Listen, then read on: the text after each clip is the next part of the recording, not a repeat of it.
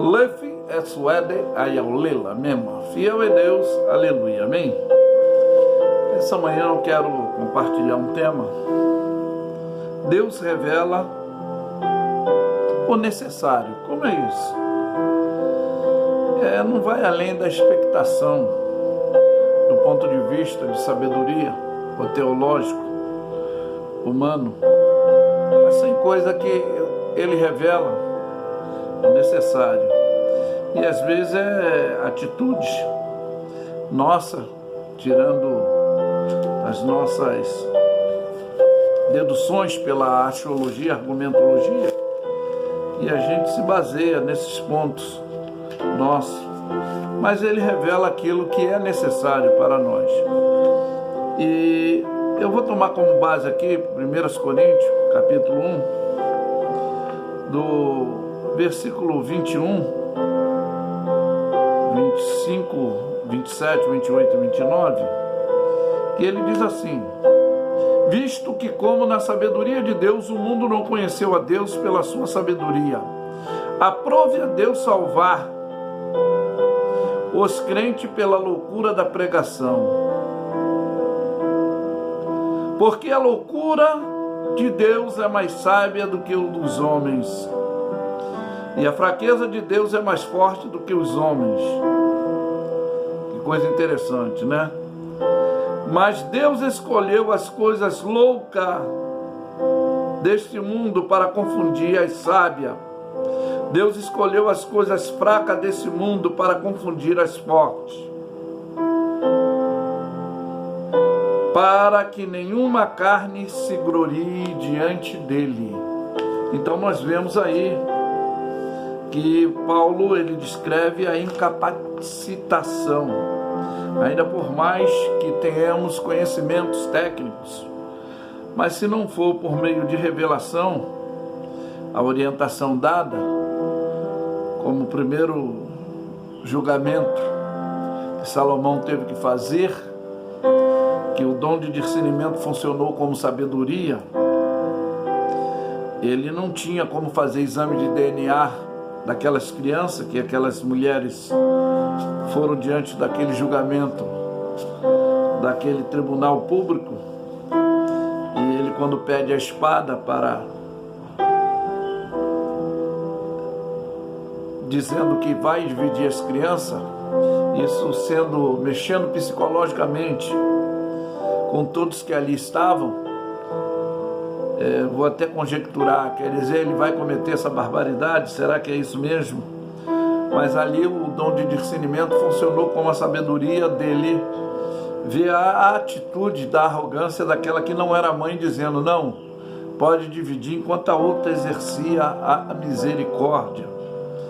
Então ali foi revelado a ele que na realidade aquela que estava fazendo e querendo os benefícios e agora querendo que dividisse, e aquela que estava abrindo mão dos seus direitos, era ela que deveria obter a condição de continuar criando aquela criança, porque verdadeiramente era filho dela. Mas vamos dar prosseguimento aqui no nosso tema. Deus revela o que é necessário. O capítulo 2 também de 1 Coríntios, o versículo 4, Paulo ele começa a descrever que a minha palavra e a minha pregação não consiste em palavra persuasiva de sabedoria humana, mas em demonstração do Espírito do poder, para que a vossa fé não se apoiasse em sabedoria dos homens, mas no poder de Deus. Todavia falamos sabedoria entre os perfeitos, não porém a sabedoria desse mundo, nem dos príncipes deste mundo, que se aniquilam, ou seja, se acabam, envelhecem, se distorcem. Mas falamos a sabedoria de Deus, oculta em mistério, o qual Deus ordenou antes do século para a nossa glória. Que coisa maravilhosa, né? O qual nenhum dos príncipes deste mundo conheceu, porque se a conhecessem, nunca crucificaria o Senhor da glória. Aí esse é o ponto indagativo. Mas como está escrito, as coisas que olhos não viram, ouvido não ouviu, nem subiu, ou seja, não penetrou, não tivemos a sabedoria do conhecimento no coração do homem, são as que Deus preparou para os que amam. Mas Deus não revelou pelo seu Espírito, porque o Espírito de Deus penetra todas as coisas, ainda as profundezas de Deus.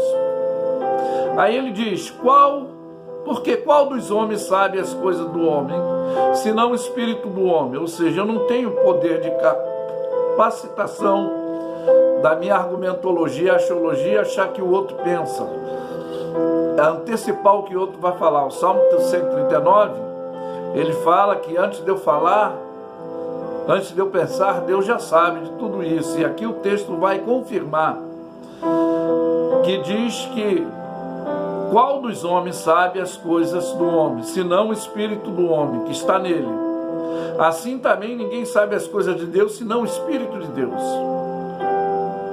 Mas nós não recebemos o Espírito desse mundo, mas o Espírito que provém de Deus, para que pudéssemos conhecer o que nos é dado gratuitamente por Deus, as quais também falamos não com palavras de sabedoria humana, mas com os que o Espírito Santo ensina, preparando-nos as coisas espirituais para entendermos nessa comparação com as espirituais.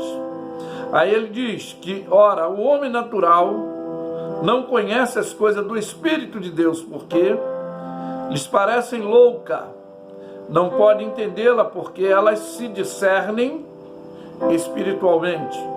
Mas o que é espiritual discerne bem tudo, e ele de ninguém é discernido, porque quem conhece a mente do Senhor para que possa instruí-lo?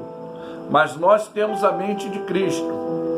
Então o ponto esclarecedor é o que eu estou dizendo aqui, que Deus revela aquilo que é necessário. Aqui é muito simples, Deuteronômio 29 é bem esclarecedor, que nós temos uma determinação já dentro dessa orientação. Deuteronômio 29 vai nos dizer que as coisas encobertas são para o nosso Senhor, o nosso Deus, porém as reveladas são para nós, para os nossos filhos, para sempre, para cumprirmos todas as palavras dessa lei. Então aí está a orientação desse tema, que Deus revela o que é necessário para a nossa compreensão, para o nosso entendimento, para a nossa capacidade de orientar aqueles que precisam de ter um conhecimento daquilo que nós podemos esclarecer. Mas Isaías 55 nem sonhava em ser um profeta messiânico, se converteu depois de clamar muitos deuses estranhos, que ele diz que era um homem de lábios impuros e habitava no meio de um povo de impuros lábios, que era as idolatrias que eles cometiam, diziam que serviam a Deus, mas clamavam a deuses estranhos. Mas vamos lá. E ele diz: buscai o Senhor enquanto se pode achar, invocai enquanto está perto. Então, Deus começa a revelar o que é necessário, o que era necessário para aqueles povos, para as nações, para os dias odiernos. Como Jesus, ele define: eu sou o caminho, a verdade e a vida, e ninguém vem ao Pai a não ser por mim. Porque a orientação prática, o versículo 7 diz: deixa o ímpio o seu caminho, o homem maligno os seus pensamentos, e se converta ao Senhor, que se compadecerá dele. Torne para o nosso Deus, porque é grandíssimo em perdoar. Aí está um segundo ponto de esclarecimento necessário dessa revelação. E isso diretamente falando para o povo de Israel, que vivia nessa corruptividade espiritual, de adorar deuses que não eram Deus, mas também serve para os dias odiernos, para aqueles que não têm Jesus como esse protocolo de conhecimento da verdade, do caminho e da vida eterna. Então, aqui, eles carecem também que devemos tomar essa atitude, porque o versículo 8 diz: porque os meus pensamentos não são os vossos pensamentos, nem os vossos caminhos são os meus caminhos, diz o Senhor. Aí é que está esse entendimento melhor. Não há como termos razão ou compreensão a não ser por revelação. Por que é isso, pastor? Versículo 9 diz: porque assim como o céu são mais altos do que a terra, assim são mais altos os meus caminhos, mais alto do que os vossos caminhos, os meus pensamentos mais alto do que os vossos pensamentos. Porque assim como desce a chuva e a neve do céu, para lá não tornam, mas regam a terra e fazem produzir e brotar e dar semente ao semeador, o pão ao que come, assim será a palavra que sai da minha boca. Ela não voltará para mim vazia, antes fará o que me apraz, o que me convém, né? Prosperará naquilo para que foi enviada. Ou seja, revelada àquele que querem se submeter à orientação dessa condição. Porque com alegria saireis e em paz sereis guiados, aos montes, aos outeiros exultarão de prazer perante a vossa face, toda árvore do campo baterão palmas. E em lugar do espinho crescerá a faia, em lugar da sarça crescerá a murta. E isso será para o Senhor o monte, por sinal eterno, que nunca se apagará.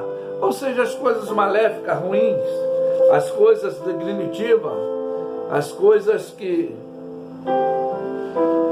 eram distorcidas, começa agora a ser renovada, esclarecida por essa revelação de Deus, e vai ser dada àquele que busca o Senhor enquanto pode achar, invoca enquanto está perto, porque Hebreus 9:27 diz que após a morte segue-se o juízo.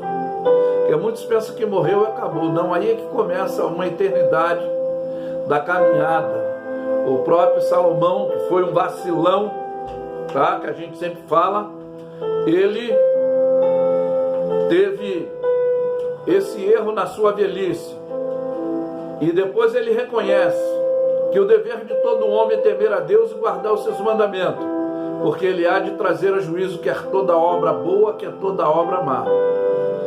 E todos nós, 2 Coríntios 5:10, diz que teremos que comparecer ao tribunal de Cristo, como também no livro do Apocalipse diz que que os mortos, grandes e pequenos, comparecerão a esse tribunal, né? E aquele que não for achado escrito no livro da vida, né, vai sofrer o dano final.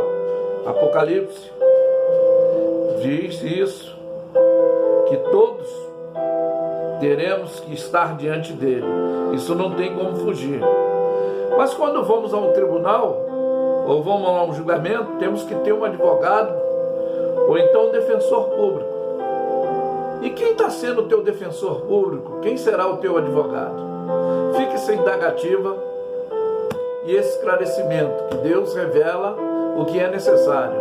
O que é necessário para a resolução de problemas, talvez indagativos, imperativos, denegritivos, insolucionáveis, retornáveis.